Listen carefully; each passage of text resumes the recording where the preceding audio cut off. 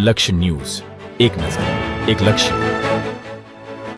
ડભોઈ નગરપાલિકા દ્વારા pre monsoon કામગીરી હાથ ધરવામાં આવી. આગામી સમયમાં ચોમાસા ઋતુ દરમિયાન નગરમાં પડતો વરસાદ તેમજ ઉપરવાસમાંથી આવતું વરસાદી પાણીના નિકાલ માટે ડભોઈ નગરપાલિકા દ્વારા હીરો ભાગોળ તેમજ આવેલા ગોવિંદેશ્વર તળાવથી શરૂ કરીને નાદોદી ભાગોળથી વડોદરા ભાગોળ થઈને વેગાવાડીઓ સુધીના વરસાદી કાંસની સફાઈની કામગીરી તેમજ નાદોદી ભાગોળથી તિલકવાડા રોડ તરફ આવેલા નર્મદા કેનાલ સુધીની તેમજ નર્મદા કેનાલના કારણે પાણી નગર તરફના ભાગે ભરાઈ રહેતું હોવાથી નર્મદા કેનાલની બાજુમાં બનાવવામાં આવેલા ખુલ્લા વરસાદ કાંસ જેમાં મોટા પ્રમાણમાં ઝાડી ઝાખરા અને ઘોડા ઘાસ તથા તેમજ બાવળિયા ઉગી જાય છે અને તેની સંપૂર્ણ સફાઈ કરવામાં આવશે. આ કાંસ દ્વારા નગર વિસ્તારમાં આવતું વરસાદી પાણી ભૂખીના કાંસ સુધીની વરસાદી કાંસ સફાઈની કામગીરી જેસીબી મશીન તેમજ હિટાચી મશીન તેમજ ટ્રેક્ટરનો ઉપયોગ કરી ડભોઈ નગરપાલિકા દ્વારા પ્રી મોન્સૂન કામગીરી હાથ ધરવામાં આવશે.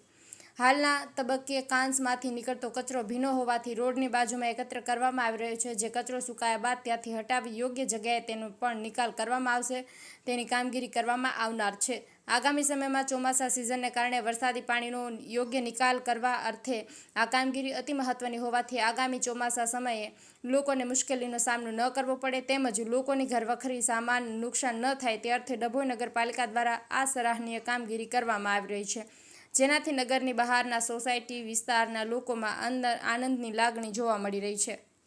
નિરંજન ચૌહાણ, ડભોઈ.